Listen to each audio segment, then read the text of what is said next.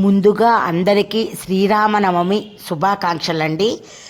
నేను పూజకి వెళ్ళే ముందుగా పానకం కలుపుకుందికి బెల్లం వేసి నీళ్ళల్లో వేసి ఒక దీంట్లో వేసుకున్నానండి. అలాగనే పెసరపప్పు కూడా నానబెట్టుకున్నాను.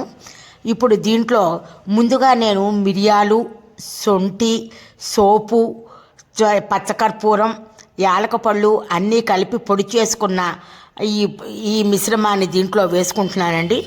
వేసుకుని అలాగనే దీంట్లో ఇది పెసరపప్పు కూడా శుభ్రంగా కడిగేసుకుని ఈ నీళ్లు వంపేసి దీంట్లో ఒక బెల్లం ముక్క కూడా వేసుకుంటున్నాను.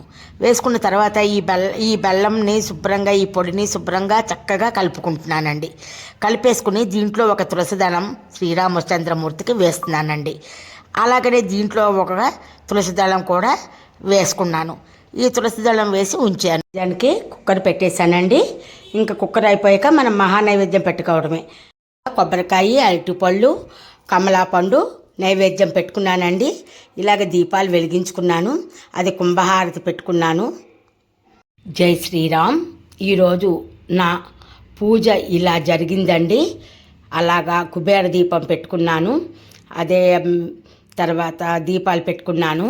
ముత్యాలు, నల్లపూసలు, పగడాలు, అమ్మవారికి అయ్యవారికి నల్లపూసలు అమ్మవారి మెడలోకి, తలంబ్రాలకి ముత్యాలు, పగడాలు స్వచ్ఛమైనవి కాబట్టి అవి కూడా వాటికి అక్కడ పెట్టానండి. అలాగనే మహానైవేద్యం కాదు, అవసర నైవేద్యానికి కొబ్బరి, అరటిపళ్ళు, కమలాఫలం పెట్టానండి. అలాగనే ఇందాక కలిపాను మీకు చూపించాను కదా, పానకం అండి, వడపప్పు. అలాగనే మహానివేదనకి పప్పు, పెరుగు, నెయ్యి వేసి బెల్లం నైవేద్యంగా పెట్టాను. అలాగనే పులిహార, తర్వాత శనగలు ప్రసాదం నైవేద్యంగా పెట్టానండి.